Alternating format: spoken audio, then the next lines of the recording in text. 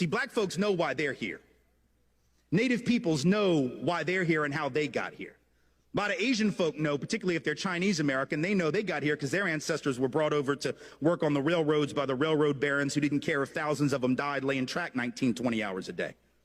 But for those of us who are from Europe, we have this fiction that we've told, and we believe it, even though there's no truth to it. You know what the fiction is? It's two parts. Number one, we say things like, with regard to Mexicans coming over the border, with regard to immigrants coming over, but only that border. That's the only one we care about, right? The southern border. I find that interesting. We're not flipping out about Canada, right?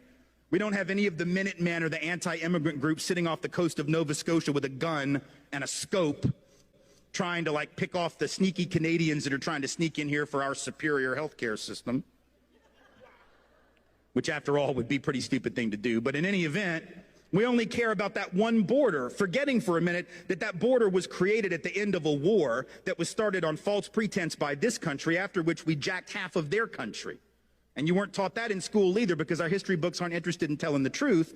They tell this very patriotic history that has no relationship to the fact. So that border is artificial. Mexican folk who are coming here, documented or not, let's be clear, are coming home. Their families were here before our families were here in almost every instance.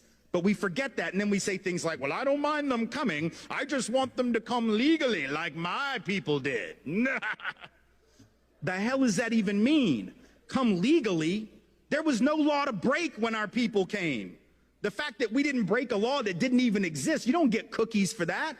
You don't get like a pat on the back and a gold star because your great whatever was law-abiding when there was no law that he could have violated, even if he wanted to.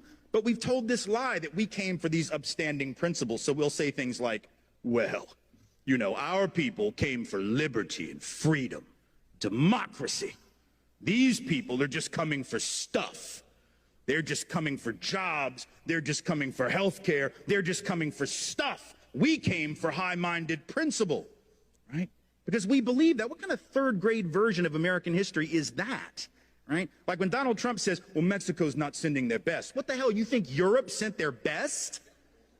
Europe? No, our people were the losers of Europe. I'm not trying to be an asshole. I'm just telling you the truth. Like, our people were the losers of Europe. The winners didn't get on the boat. You understand what I'm saying? The winners didn't leave. Why the hell would you leave if you were winning? Only the losers left because they had no choice. They were dying. They were starving. They couldn't support their families. A lot of them were convicts who were sold into indentured servitude to work for rich European people. They were barely above the level of a slave themselves. The idea that we had these we didn't believe in liberty and freedom. And we know that because once we got to the colonies, we set up the opposite of liberty